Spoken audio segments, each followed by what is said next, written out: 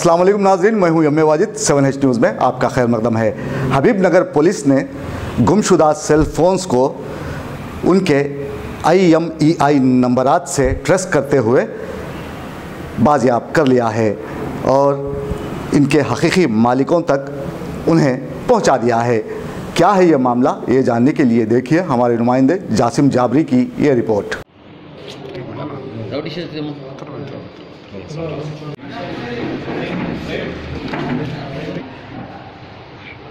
Thank you तो बोलो साहब।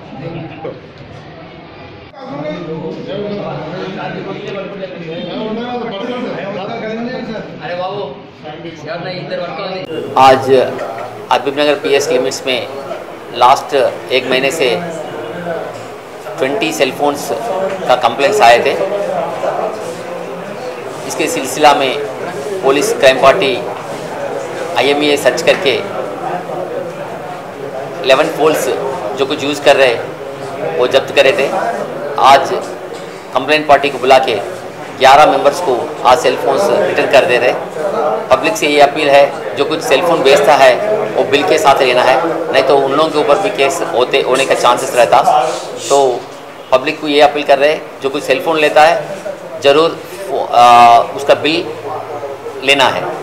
दोस्तों, अब आप रहिए हर वक्त तैयार, क्योंकि हम आपके लिए लाते हैं ताज़ा तरीन खबरों का अंबार। चाहे घर हो, बस हो या रेल, हम करेंगे आपको अपडेट एवरीवेयर। तो लाइक कीजिए, शेयर कीजिए और सब्सक्राइब करना ना भूलें। 7H न्यूज़, आपकी आवाज़।